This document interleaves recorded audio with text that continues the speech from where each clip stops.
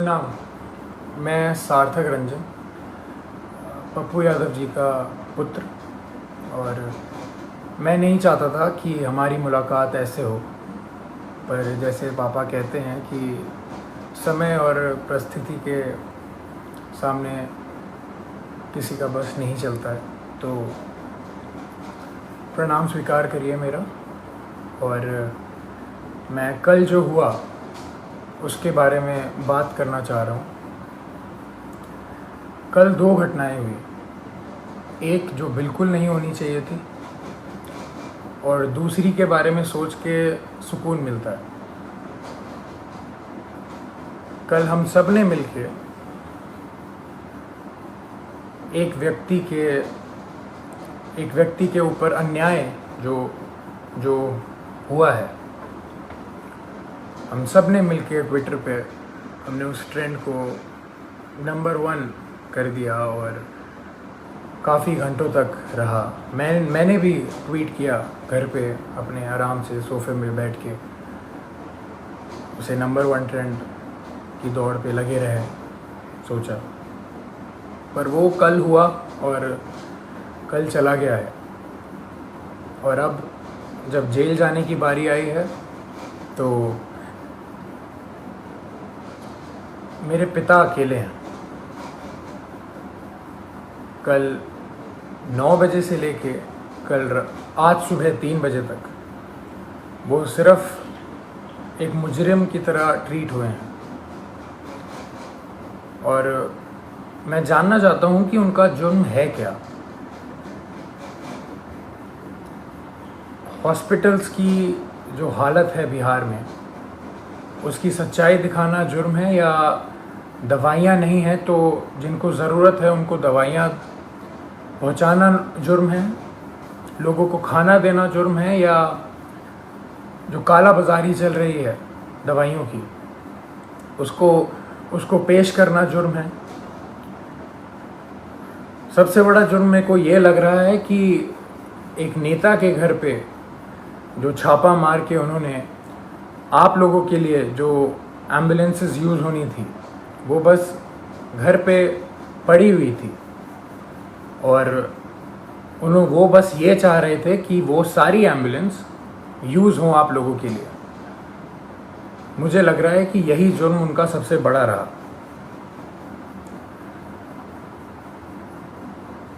अपना परिवार छोड़ के उन्होंने बिहार के हर एक परिवार के लिए काम करना सही समझा। हर एक परिवार की एक भी पुकार अनसुनी ना जाए, उनका बस यही मकसद है। शुरुआत से मैं हर रोज़ बात करता था उनसे, कल के पहले तक हर रोज़, और बस एक ही चीज़ पूछता था मैं उनसे कि क्या आपकी तबीयत ठीक है। क्योंकि मैं भी घर पे बैठ के आराम से आप लोगों की तरह बस देखता था कि वो उनकी वीडियोस कि कभी वो कोविड वार्ड में जा रहे हैं, पेशेंट्स के बीच में जा रहे हैं, मुर्दा घर जा रहे हैं, या भीड़ के बीच में खाना दे रहे हैं, या कोई माँ उनसे गले लग के अपने बेटी या बेटे के लिए रो रही हैं। तो मुझे भी यही लगता था, या तो कभी किसी मुर्दा के साइड में खड़े हैं मुर्दा घर जाके, तो वो देख के मेरे को बस यही लगता था कि दूसरी बॉडी मेरे पिता की भी हो सकती है इस महामारी के कारण।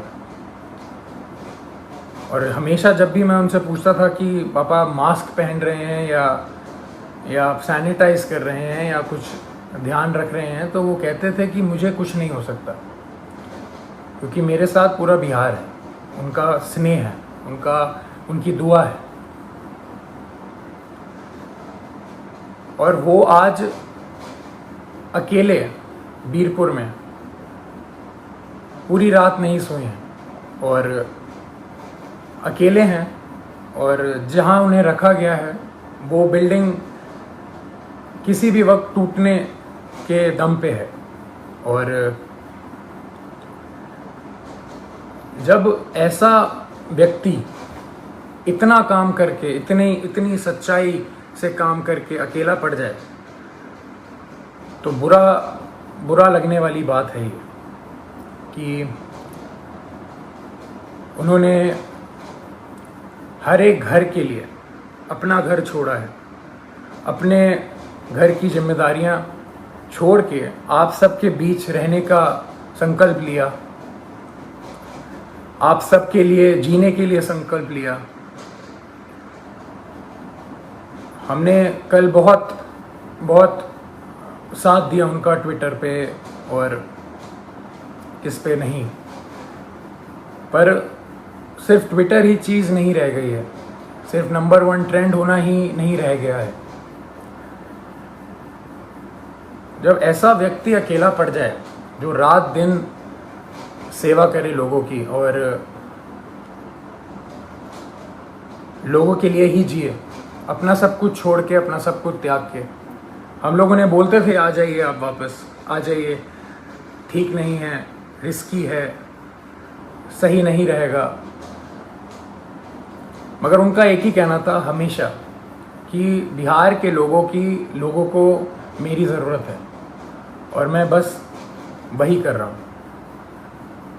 अपने बारे में, अपनी जान के बारे में बिल्कुल ना सोचते हुए वो बस आप लोगों के लिए काम रात दिन करते रहे। हॉस्पिटल में छापा मारना हो तो पप्पू यादव जाएंगे, खाना देना हो तो पप्पू यादव देंगे, दवाई देना हो तो पप्पू यादव देंगे, बेड चाहिए, ऑक्सीजन चाहिए, एम्बुलेंस चाहिए तो पप्पू यादव करेंगे। अभी हमारे बीच पप्पू यादव कौन बनेगा? कहाँ से लाएंगे हम दूसरा? हम उन्हें अकेला इस टाइम पे नहीं छोड़ सकते। मैं बेटा हूँ इसलिए ये सारी बातें कर रहा हूँ, नहीं। अगर मैं सिर्फ एक बेटे की तरह सोचता तो शायद मैं उनको ज़बरदस्ती बहुत पहले घर बुला चुका होता, पर मैं एक नागरिक की तरह सोचूं तो बहुत बुरा लग रहा है। जो आदमी रात दिन एक करके सिर्फ दूसरों के लिए जिए और उसके साथ ऐसा अन्याय हो, ये बिल्कुल मंजूर नहीं है, ना हम लोगों को मंजूर करना चाहिए।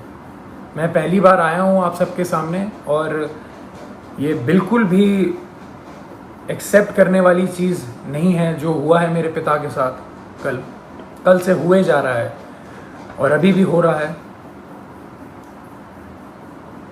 बाढ़ का पानी हो, बाढ़ के पानी में चलना हो, या इस महामारी के टाइम पे हॉस्पिटल जाना हो, या भीड़ में जाना हो, या मुर्दा घर जाना हो, तो सिर्फ पप्पू यादव ही जाएगा। और जेल जाना हो तो सिर्फ मेरे पिता पप्पू यादव ही जाएंगे। ऐसा क्यों? ऐसा मैं समझ नहीं रहा हूँ, ऐसा हो क्यों रहा है? ऐसा होता क्यों है? हमेशा एक आदमी जब दूसरों के लिए जिए जा रहा है 24 घंटे, तो जब उसको ज़रूरत पड़ती है तो वो हमेशा अकेला कैसे पड़ जाता है? हमेशा उसकी आंखों में आंसू रहते हैं हर एक काम करने के बाद। हम अकेले पड़ जाते हैं, उसका पूरा परिवार अकेले पड़ जाता है। हम क्यों अकेले रह जाते हैं जब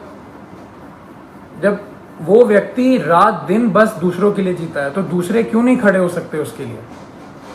क्यों नहीं आवाज निकाल सकते? क्यों नहीं हम अगर एक पप्पू यादव बिहार के लिए इतना कर सकता है तो सोचिए 2 पप्पू यादव या 10 पप्पू यादव या 1 लाख पप्पू यादव कितना करेंगे। मैं कहूँगा मेरे पिता का नाम सिर्फ एक नाम नहीं है, वो सिर्फ एक व्यक्ति नहीं है, वो एक जुनून है। वो जुनून हर एक के अंदर रहता है। मेरे अंदर भी है, मेरी बहन के अंदर भी है, मेरे भाई के अंदर भी है, और आप सब के अंदर। वो सारा जुनून एक साथ अगर काम करे तो हमारा जो पहला पप्पू यादव है वो कभी अकेला नहीं पड़ेगा। मैं दिल से खुशगुजार हूँ आप सबका कि हम सब ने कल बहुत बहुत प्यार दिया, बहुत स्नेह दिया मेरे पिता को, पर अभी रुकने की बारी नहीं है। उनको अभी तक हरास किया जा रहा है। जैसे कल रात से वो सोए नहीं हैं, खाए नहीं हैं, उनको दवाइयाँ उनको दवाई खानी होती है, उनको शुगर है, उनका 1.25 महीने पहले ऑपरेशन हुआ है, राइट पैर की नसें उनकी वीक हैं तो खून सर्कुलेशन नहीं होता है उनके राइट पैर में अच्छे से। और किस जुर्म में ये सज़ा उनको दी जा रही है, मैं ये पूछना चाहता हूँ। और जिनकी वजह से हो रहा है वो बहुत अच्छे से जानते हैं कौन कौन है, और ये बिल्कुल ना समझें कि किसी को नहीं पता है कि किसकी वजह से हो रहा है ये और क्यों हो रहा है। यहाँ कोई बच्चा नहीं है और कोई डरा हुआ नहीं है। पप्पू यादव ना कभी किसी से डरा है, ना कभी डरेगा। जब ये जुनून हर एक के अंदर है और हर एक बंदा, हर एक माँ, हर एक बेटी, हर एक भाई जब उसके पीछे खड़ा रहेगा और उसको पूरा विश्वास है कि हर एक बिहार का व्यक्ति उनके साथ है, वो कल साबित हुआ है। मैं बस ये कह रहा हूँ कि वो सिर्फ कल पे ही सीमित नहीं होना चाहिए, ये मुहिम चलती रहनी चाहिए। यही मेरे पिता का सबसे बड़ी जीत है। उनको पद से कोई लेना देना नहीं है। उनकी सबसे बड़ी जीत ही इसमें है कि उनके साथ सारे सच्चे लोग खड़े रहें, पूरा बिहार खड़े रहे, बिहार खुश रहे। उनकी सबसे बड़ी जीत यही है। तो जब हम सब में ये जुनून है तो हम सब मिलके इस मुहिम को, इस भ्रष्टाचार के खिलाफ जो हमने मुहिम छेड़ी है, जो ये भ्रष्टाचार मेरे पिता के खिलाफ हो रहा है, जिस जुर्म में जो कोई नहीं बता सकता, जो कोई बता ही नहीं सकता कि जुर्म है क्या। मैं चाहूँगा हम सब एक साथ मिलके इस भ्रष्टाचार के खिलाफ जो मुहिम मेरे पिता ने छेड़ी है, लाखों की कतार में हम एक सब मिलके इसके खिलाफ आवाज़ उठाएं और मेरे पिता को जो जीत हमेशा देखी है उन्होंने बिहार के लिए, वो रास्ता, वो राह, वो पथ पे हम सबको चलते रहना है। इसी में उनकी सबसे बड़ी खुशी और सबसे बड़ी जीत है।